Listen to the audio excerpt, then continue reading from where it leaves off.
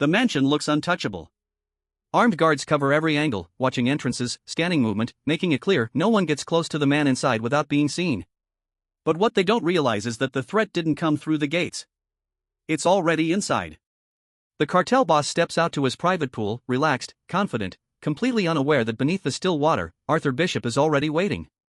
Submerged, silent, controlling every breath, Bishop doesn't move until the exact moment his target lowers himself into the pool. Then suddenly, he strikes. The water erupts for a split second as Bishop drags the man under. Beneath the surface, the struggle is violent. The cartel boss panics, thrashing, trying to break free, but Bishop stays calm, controlled, locking him in place and letting the fight drain out of him slowly. Seconds later, the resistance fades, and the body goes still. Above the surface, nothing changes. No one notices. No alarms. Just calm water hiding a perfect kill. Moments later, Bishop walks out disguised as staff, passing security without a second glance, already gone before anyone realizes what just happened. Back at his isolated swamp house, Bishop burns every trace of the mission, plans, notes, everything. For him, the job isn't done until there's no evidence left behind. This is routine. Precision. Control. But that control is shaken when his next assignment comes in. The target is Harry. Not just anyone, his mentor, his handler, the man who taught him everything. At first, Bishop doesn't believe it. He verifies, questions, pushes for answers, but the story is clear. Harry is accused of betraying the agency, leaking information that led to the deaths of several assassins. The evidence looks solid: money trails, offshore accounts, secrets only Harry could have known. Still, something feels wrong. Instead of confronting Harry directly, Bishop sets up a controlled meeting, warning him just enough to bring him out of safety. They meet in a quiet underground parking structure, where the tension says everything words don't. Harry understands what's happening almost immediately. There's no panic. No begging. Just acceptance.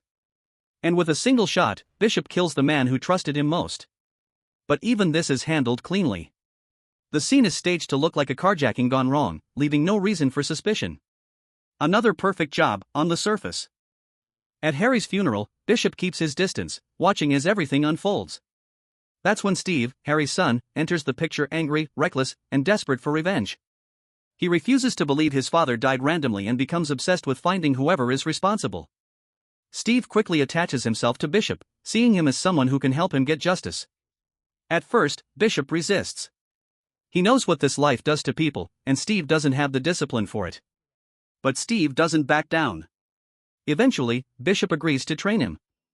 Training begins, and it's clear this isn't about brute force, it's about precision.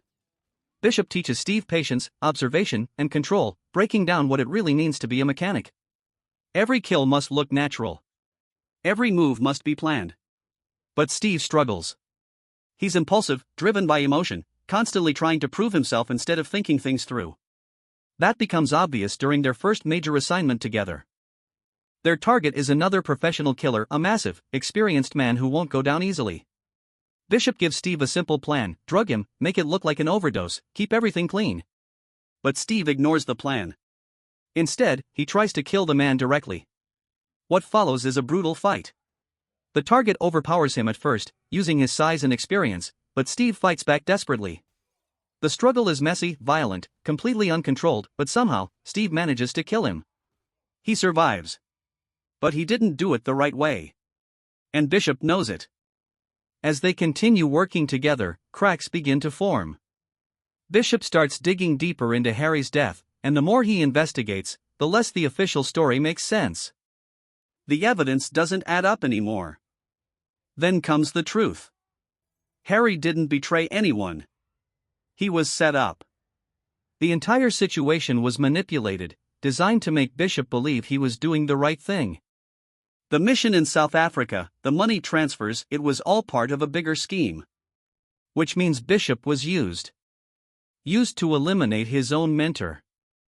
Before he can fully process it, Bishop is attacked. Hit squads start coming after him, confirming that someone is trying to clean up loose ends. But Bishop fights back, eliminating everyone sent after him, getting closer to the man behind everything. At the same time, Steve is pulled deeper into the chaos. And then, he finds something he was never supposed to see. Proof. Proof that Bishop killed his father. everything changes. The trust is gone. The training means nothing now. This isn't about revenge against strangers anymore, it's personal. But neither of them says it out loud. Instead, they focus on one final mission, taking down Dean, the man responsible for everything. They execute the plan perfectly, ambushing and killing him, finally closing the loop. Or at least, that's what it looks like. On the way back, something feels off. At a gas station, Steve casually steps out, pretending everything is normal. But as Bishop sits in the truck, he realizes too late. The ground is covered in fuel. Steve walks away, raises a gun, and fires. The truck explodes instantly. Steve assumes it's over. He returns home, thinking he's won, thinking he got revenge. But as he settles in, he makes two critical mistakes. He plays Bishop's record, and takes his car. Inside the car, there's a note waiting for him. If you're reading this, you're dead. Seconds later, the car explodes. But the real twist? Bishop isn't dead. Security footage reveals he escaped the explosion seconds before it happened. As everything burns behind him, Bishop drives away, alive, silent, and once again, gone without a trace.